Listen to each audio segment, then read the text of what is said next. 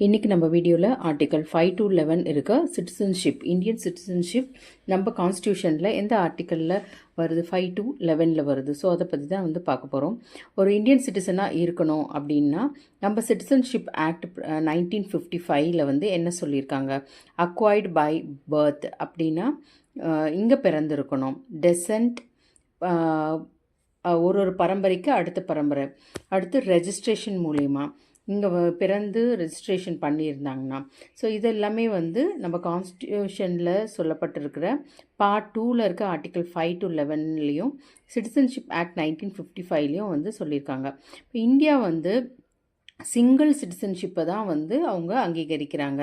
So voluntarily acquiring foreign citizenship, இப்போ வெளிநாடு போகிறோம், அங்கே நமக்கு சிட்டிசன்ஷிப் ஆஃபர் பண்ணுறாங்கன்னும் போது அதை நம்ம ஏற்றுக்கிட்டோம் அப்படின்னும் போது அப்போ நம்மளோட Indian status of citizenship terminate ஆகிடும், அதை கேன்சல் பண்ணிடுவாங்க. இது மினிஸ்ட்ரி ஆஃப் ஹோம் அஃபேர்ஸ் தான் ஹேண்டில் பண்ணுறாங்க. ஆன்லைனில் for registration applications and all they are receiving. So இப்போ நமக்கு பர்த் ஆஃப் அ பர்சன் அப்படின்னும் போது person born in India on or after January 26, 1950. January 26, 1950க்கு அப்புறம் பிறந்த எல்லாருமே இந்தியன்ஸ். டெசன்ட் அப்படின்றது born outside India to Indian parents, அடுத்த பரம்பரையாக அவங்க பிறந்திருப்பாங்க. ஆனால் வெளியில், இந்தியாவுக்கு வெளியில் இந்தியன் பேரண்ட்ஸ் இருப்பாங்களே, அவங்களுக்கு பிறந்திருப்பாங்க. அடுத்து ரெஜிஸ்ட்ரேஷன் ஆர் நேச்சுரலைசேஷன் அப்படின்னு பார்த்தோம். Person of India origin or those residing in India for specified period.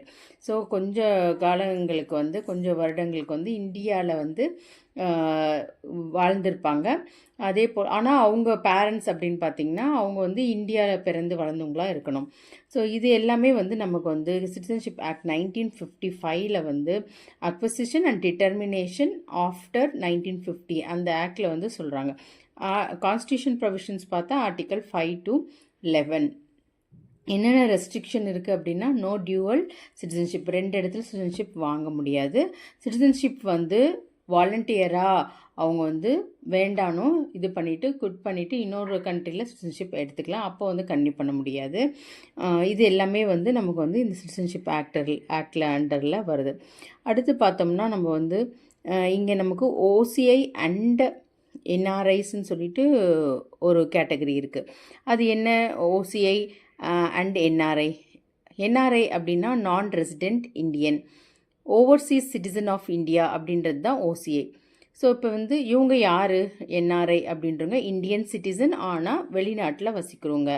அவங்க இந்தியாவுக்கு போக விசா தேவை கிடையாது. அதே ஓசிஐன்றவர் யார், overseas citizen of India, registered under citizenship act 1955 register பண்ணி அவங்க சிட்டிசன் ஆஃப் இந்தியாவாக இருப்பாங்க.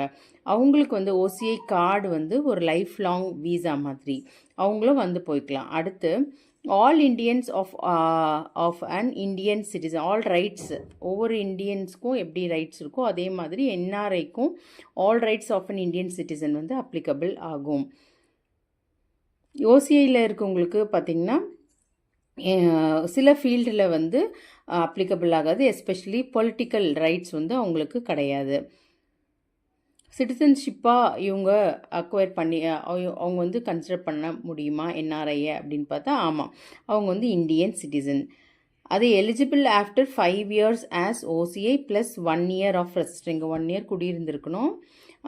ஓசிஐயாக அவங்க ஆஃப்டர் 5 years இதை அக்வயர் பண்ணிக்கலாம். ஸோ இப்போ இந்த பிக்சரில் கொடுத்துருக்க மாதிரி அவங்களுக்கு என்னென்ன மாதிரியான பெனிஃபிட்ஸ் எல்லாம் இருக்குது அப்படின்னா, enjoying educational benefits in India, business investments பண்ணலாம், fast track entry with OCI card, immigration அப்போது சீக்கிரம் அவங்கள இது பண்ணி உள்ளே அனுமதிச்சிடுவாங்க விசா ப்ராசஸிங்கை. அடுத்தது purchasing property and real estate, அதுவுமே இங்கே இடத்த அவங்களுக்கு வாங்குறதுக்கு ஓசிஐ பீப்புளுக்கு அனுமதி உண்டு. Banking and financial ties to India அதுவும் பண்ணலாம். அவங்க living and working in Sydney ஆனால் ஓசிஐயாக இருப்பாங்க, இந்தியாவில் சிட்டிசன்ஷிப் வாங்கியிருப்பாங்க. ஸோ இது எல்லாம் டிஃப்ரென்ஸ் என்ஆர்ஐக்கும் ஓசிஐக்கும். தேங்க்யூ ஃபார் வாட்சிங். Like, subscribe and comment.